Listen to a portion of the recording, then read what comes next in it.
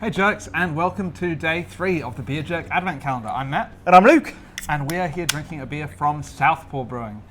Southpaw are a fantastic new brewery out of Christchurch, and they've brewed for us Tiger Flowers, which is a botanical wit. And I think that we've bought pretty much most of the cans of this one. Yeah, we probably bought just about the whole batch. So Southpaw, they've got a 1,200 litre kit, and their brewer is... I actually haven't met him in person. It's been so long since I've been to Christchurch, so I'm really looking forward to going and visiting them. But the brewer is a chap called Cam, who's... might as well fill it up, yeah. No one else to share with. Cheers. Cheers. So the brewer is a chap called Cam, who I heartily recommend you follow on Twitter, because he's fucking hilarious. Cam has the best Twitter. Underrepresented, underfollowed, I think, Cam. Yeah, Burgess. give Cam a follow, Cam Burgess. I log into Twitter once a week to post the the Beer Jerk Beer of the Week clip, and generally hate it. It's just a bin fire of negativity. So the 10 minutes a week I spend on Twitter seeing Cam's little tweet on there really cheers me up. So cheers, Cam. Good work brewing good beers and brewing good tweets.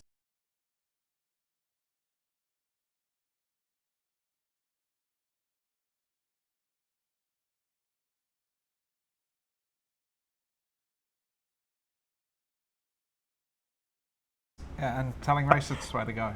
yeah, no time for racists. So the beer scene in Christchurch has been popping off recently. So the Southpaw guys, so they got their brewery online in 2019. They've been brewing for a few years before that. I think inspiration came from a trip to, living in Canada, and I know that they're really inspired by North American brewing, and a lot of the beers are quite hop forward. Obviously, the name Southpaw comes from, well, I say obviously, I guess it's like a Southpaw boxer. Southpaw's... Yeah, I assume someone's left-handed. Yeah. But I don't really know the origin of that name. Or a left-handed baseball pitcher, maybe? Maybe. Yeah, probably should have asked them before this video. Probably should. We're renowned for our deep and detailed research on these videos. But this beer is a botanical wit. Now, a wit is a classic Belgian style. So it's a wheat beer. And often those wheat beers have adjuncts added. The traditional additions to a wit are coriander and orange peel. So your beers like Hoegaarden would be one of the classic styles. And really the flavor profile that's driving beers like this is the yeast character.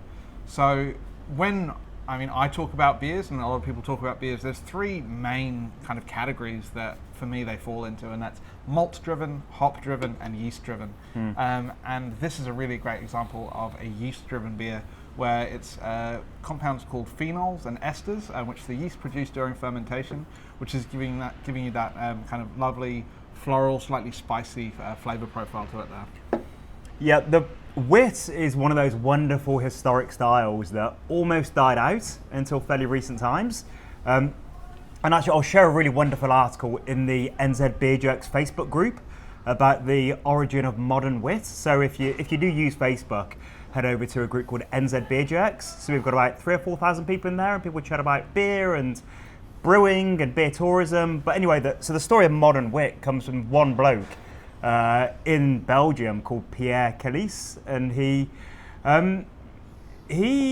in the 1960s, I believe it was, he was a milkman, and he would just go drinking with his friends in the pub, and they would lament that there were no wits around, and all the traditional wit breweries had disappeared years before. But old mate Pierre worked in a brewery when he was a boy, and he remembered how he did things. So he pulled together a little brew kit, and from memory, and I think he found an old recipe book, he brewed a traditional wit using citrus peel and the spices, and it just went absolutely gangbusters. People loved this beer. It became just the talk of the town. And then it spread, and that brewery that he started was Hoegaarden.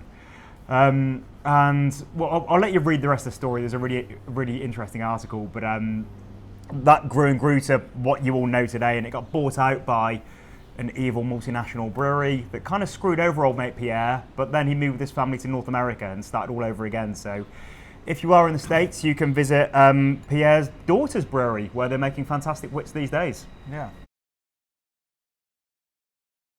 So a lot of brewers lament the trends in modern craft beer of adding fruit and spices and other flavorings to beer as a kind of modern nonsense, and craft beer going too far and all that kind of thing. And we see that especially in a lot of the professional groups where people are like, they've made this ridiculous strawberry beer, I'm outraged. But fruit and spice additions to beer actually have a really long and interesting history, of which wit is a part. Yep. Previously, in olden days, before the discovery of hops, beer was flavored with a combination of spices and herbs that was varied regionally depending on what was available, called a brut. And so using spices to flavor beer is as traditional as it gets, really. And they've done a really great job with the spice and herb profile on this. They've got additions of lemon verbena, elderflower, coriander seed, and something else. Orange blossom. Orange blossom. Yeah. So yeah, it's really nice to get all those kind of light herbal and floral characters coming through from that spice, which complements that yeast character I was talking about really well as well. Yeah, it's a really nicely made beer. They've done a great job on this, and it's it is a beer that you could just drink and drink. It's not too extreme. It's interesting. It's got great novelty to it. But yeah, I can imagine drinking this in Belgium in the 1960s, and after a good hard day's work, and then drinking it the next day and the next day after that. Yeah, absolutely. So, a delicious beer from Southpaw.